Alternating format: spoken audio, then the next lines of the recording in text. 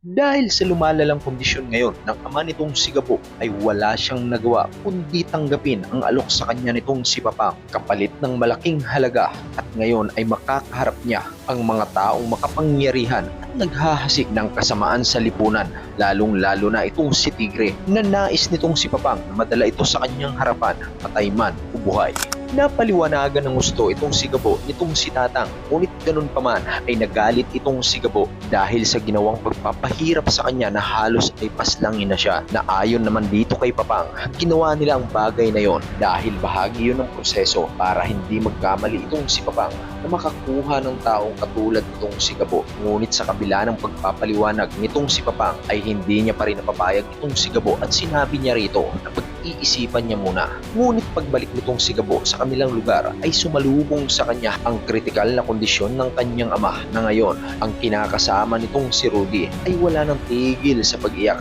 dahil sa labis na pag-aalala, at dahil dito ay napagtanto nitong si Gabo na kailangan niya ang tulong nitong si Papang, na kung saan itong si Papang alam niya na kailangan siya nitong si Gabo, kaya naman pinadalhan niya ito ng liham na dito ay naglalaman ng kanyang unang misyon. At dahil alam ni Gabo na ang mga taong ito ay mga salot sa lipunan ay malugod na lang niya itong tinanggap, at sa laki ng pabuya sa kanya ay siguradong hindi lamang maliligtas ang kanyang ama kundi magbabago rin ang kanilang pamumuhay. Sinabi sa kanya nitong si Papang na kailangan niya makuha ang pinakatuso sa grupong ito na itong si Mr. Sapra o mas kilala bilang Tigre dahil sa pagiging mapusok nito, at ngayon ang utos sa kanya nitong si Papang ay dalhin itong si Tigre sa kanilang harapan, patay man o buhay. At sa pagkakataon na ito ay kinailangan nitong si Gabo ang kanyang mga kaibigan dahil alam niya na malaki ang maitutulong nito sa kanya at kailangang pagplanuhan nilang maigi ang misyon na ito para hindi sila magkamali at hindi siya mapahiya sa tiwalang ibinigay sa kanya nitong si Papang at ng grupong Anino. Samantala, sa pagpulong naman ng kabilang kampo